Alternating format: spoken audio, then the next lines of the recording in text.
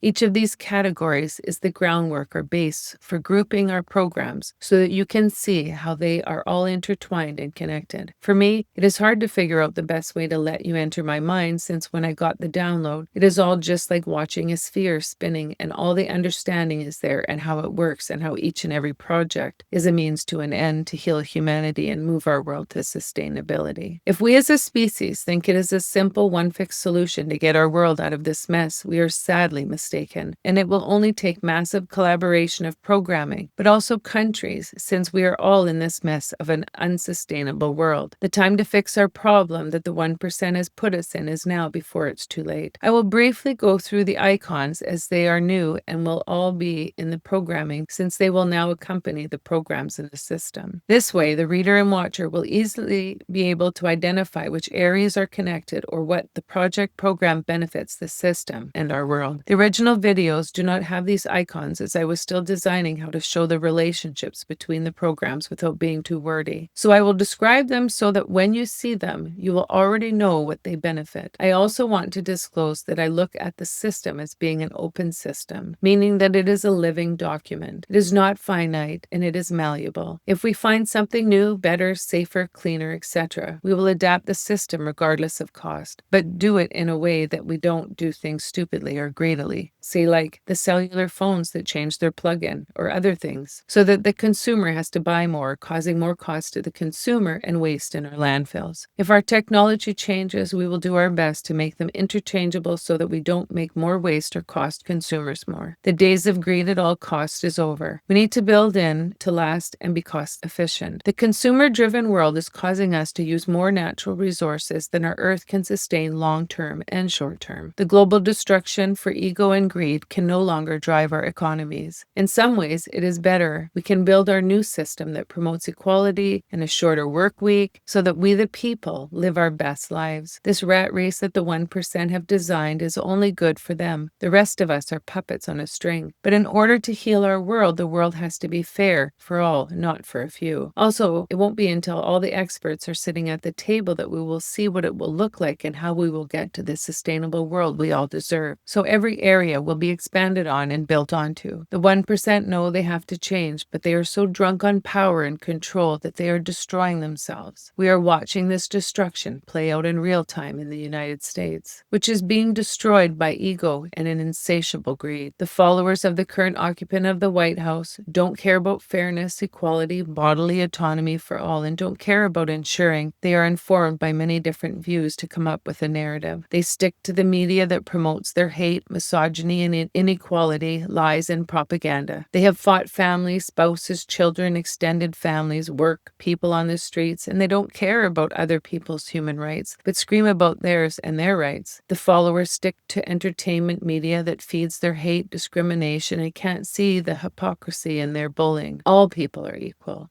and your rights extend to the next person, no matter what you think. So to this lady on the video I saw, and I think it might have been on Threads anyways, who said perfectly to a maggot who stopped his truck to yell profanities and racial slurs at her. She said, "Sir, my rights are more important than your feelings." And I thought, wow, that is exactly the words I've been looking for. Human rights are more important than your feelings. It's so simple. So I will now go into the first icon that you will see on every map or program. Number 1, non-negotiables, human rights, equality for all. When you see this icon, it represents that equality for all is non-negotiable throughout the entire system, meaning that women and girls, the LGBTQ2S people, minorities, and human rights are non-negotiable. It is the year 2025, and all people need to be recognized as equals regardless of sex, nationality, color of their skin, or who they love. It is no longer an option to discriminate against people for these reasons, even if the current occupant of the White House is trying to dismantle their society